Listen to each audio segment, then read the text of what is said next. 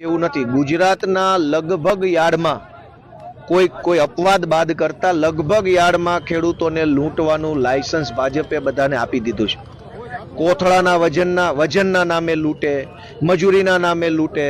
જુનાગઢમાં કડ શબ્દ આ બાજુ જેમ કડદો બોલીએ છે એમ જુનાગઢમાં કડ છે કે 100 ગ્રામ વજન વધુ લઈ લેવાનું। જે કટાનું પૂરું બારદાનનું પૂરું વજન હોય એ વજન ઉપર 100 ગ્રામ વધારે મગફળી લઈ લેવાની, એને કડ કર્યું કહેવાય।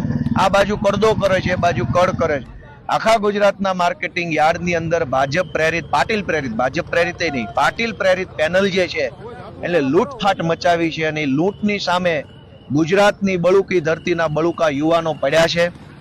જેણે અમને રોકવા હોય એ એમની રોકવાની કોશિશ કરે। અમે ગુજરાતની ધરતીનું ધાવણ શું છે એ અમે હામા પડીને બતાવશું। જય કિસાન। ખેડૂત ઉપર દબાણ કરવામાં આવ્યો છે, શું કહેશો, શું ન્યાય અપાવશો? ખેતી પ્રધાન ભારત દેશમાં ખેડૂતે આંદોલન કરવા પડે એ પહેલા તો દુઃખનો વિષય છે। ખેડૂત આંદોલન કરે ત્યારે ખેડૂતના જ દીકરા જે પોલીસ બનીને બેઠા છે એ પાછા એને દંડા મારે, એ એનાથી મોટો દુઃખનો વિષય છે। ખેડૂતે ક્યાં સરકાર પાસે કોઈ ખોટી માંગણી કરી છે?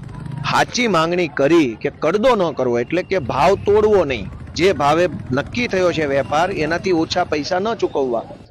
આટલી વ્યાજબી, આટલી એકદમ યોગ્ય બાબત હોવા છતાંય જો ભાજપ પોલીસ મોકલીને ખેડૂતો ઉપર દંડા ચલાવે છે એનો અર્થ એ થયો કે ભાજપનું પાપ ભરાઈ ગયું છે। 27માં ઘરે જવાનો સમય આવી ગયો છે।